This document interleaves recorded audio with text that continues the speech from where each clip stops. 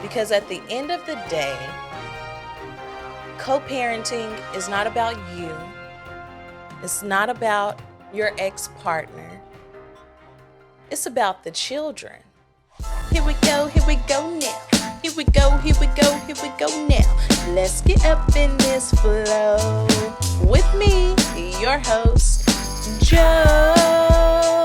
What is up, everyone, and welcome back to another episode of Flow with Joe. Thank you so much for tuning in. Thank you for being here. And thank you for continuing to download episodes. I am very grateful to you. Last week's episode, you all got to meet my beautiful children, the chambers of my heart. And those are my sweet, sweet babies. I hope you enjoyed them and the wisdom that they brought, the value that they brought. I learned a few things also. That was a short and quick episode as we were going to visit our granny who has another chamber of my heart. So we had to shoot that one really quick. So we talked a lot about gratitude in last week's episode, and preparing for this episode, I did a little bit more research into the science of gratitude. And I found some interesting things that I wanted to mention quickly, but we will delve into it much deeper next week because it was some interesting research that I found. So Dr. Robert Emmons and Dr. Michael McCullough did a study on gratitude and its effects against anxiety. Their findings can be found in their book, The Little Book of Gratitude. And the most profound thing revealed was that not only does gratitude lessen stress, but gratitude and anxiety cannot exist in the brain at the same time. What? Game changer. Do you know how many people, especially since this pandemic, have developed anxiety? Children, teens, adults, older adults, our elders. And gratitude can help to relieve it. That's a practical step we all can be taking every single day. So we'll dive more into that and the science behind it next week. So have your notifications on. If you're on YouTube, click that bell. If you're on Facebook, turn on your notifications. And if you are on audio, click that follow button so you can be notified every Monday when a new episode is released. I will greatly, greatly appreciate it. So today we are going to be diving into co-parenting with self-awareness after a separation or divorce or major breakup with your partner and co-parent. So as you listen to this episode today, and if you're not going through a major breakup or it has already happened, you're not going through a separation, use this information to build trust in a relationship with someone who may be at work that you don't necessarily like to be around, or just take the information as you can, because there are several tips in here that we're going to be talking about today that can be used in building trust-based relationships with any relationship. But specifically, we're going to be talking about co-parenting. And our first point I want to hit is navigating emotions through self-awareness. And we need to learn to recognize our emotions. Recognize when we are having a conversation, reading a text message, and seeing and realizing when you're triggered or when you feel your heart coming out of your chest, when you feel like you're about to react out of emotion, that's what you need to recognize. Because there are a lot of feelings. There are different stages of emotions through major breakups, separations, divorces. Because you're starting a new chapter and leaving behind an entire part of your life. So you're going to grieve, and you need to grieve. But when you have to communicate with this person, or when you get to communicate with this person, let's do it amicably, right? And so we have to be self-aware when we feel triggered. We have to be self-aware when we feel like we want to react. And we have to just recognize the emotions and practice emotional regulation. Some ways you can do that are just being mindful in the recognition, journaling, and seeking therapy. And seeking therapy for your children, because they may be having a hard time going through this situation as well. And also teaching your child to journal, to deal with their emotions in a healthy way, cope with their emotions in a healthy way, right? One way that I journal that I've mentioned here before is a voice recorded app. I do a voice journal. Because if you cannot afford therapy, and at this time, I cannot. And I'm okay with letting y'all know that, because I like to keep it real. So, and at this stage in my life where I'm at in rebuilding, I cannot afford therapy.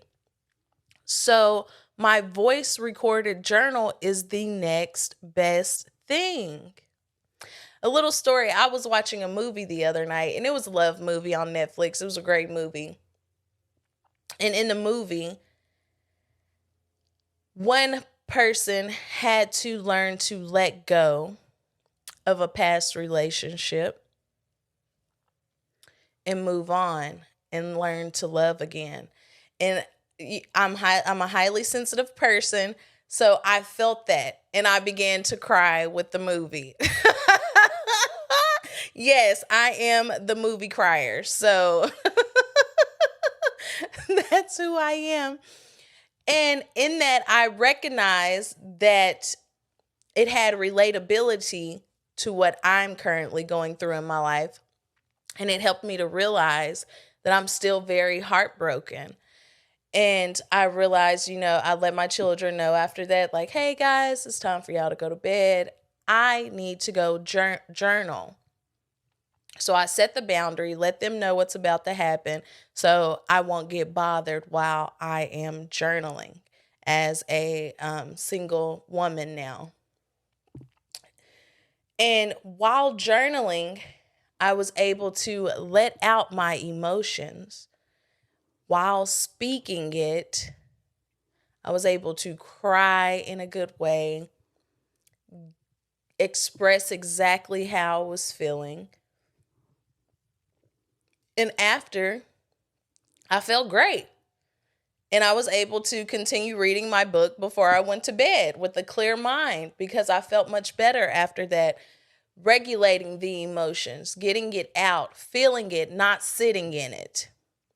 And that's what I encourage you to do as well. And next we hit into effective communication for co-parenting. We want to stay effective in our communication and regulating our emotions, recognizing those emotions, recognizing what triggers you, regulating the triggers, taking a pause, taking a few deep breaths.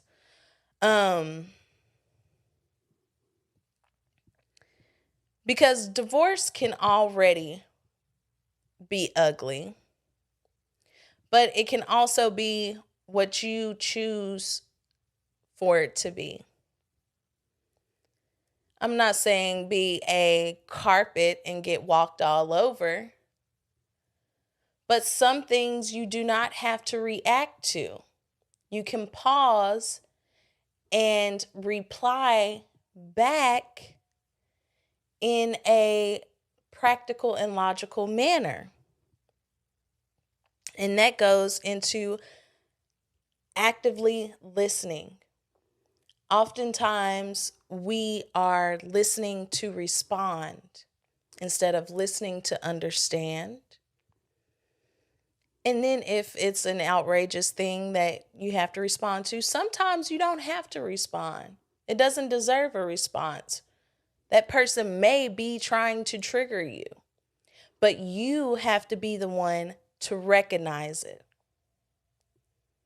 and to choose either not to reply or to pause, think about it, and reply practically and not out of emotion. So we want to set clear boundaries to assess our own needs, assess the needs of your co-parent, and communicate them clearly so it reduces misunderstandings in communication. This all can be in your control of how you want it to play out. Because at the end of the day, co-parenting is not about you. It's not about your ex-partner. It's about the children. So let's not stay in victimhood and say, whoa, me, he shouldn't have treated me this way. Baby, it's not about you. It's about those beautiful little beings and having both of their parents in their lives effectively and working together harmoniously. Always keep the children first in the co-parenting relationship and try to set self aside. Always keep children first in your mind when you're communicating with your ex-partner. Because you guys can turn out to be the best of friends. And that's what I hope. I hope to continue my friendship that I have had for the past 13 years with my ex-partner for a lifetime. So our children can see what a healthy friendship is. So, and we are the first persons to display that with them. All right. This part of the show is sponsored by the Flow with Joe podcast. And I want you all to go over to Amazon.com, BarnesandNobles.com, and purchase my new children's book, Tooth Fairy's Legacy. This is my baby, and I hope your children will enjoy this book as well. It's for 3 to 5-year-old children. And if older children are beginning to read, they will probably enjoy the book as well. But in this book, it teaches you to listen to your child, see your child in and how they're acting, and to validate their feelings. We oftentimes, as parents, will want our children to chase a dream that we want for them, but our children may have other things in mind. Are you going to support that and listen and validate? Or are you going to continue to push them in a direction that you want them to go? Right? So go ahead, head on over to Amazon.com, BarnesandNoble.com, and get Tooth Fairy's Legacy. This is the beginning of a series. So for me to publish the next book, I need these books sold out so I can publish the next one. Hey. And please share Flow with Joe podcast with a friend. We are 5 months old today.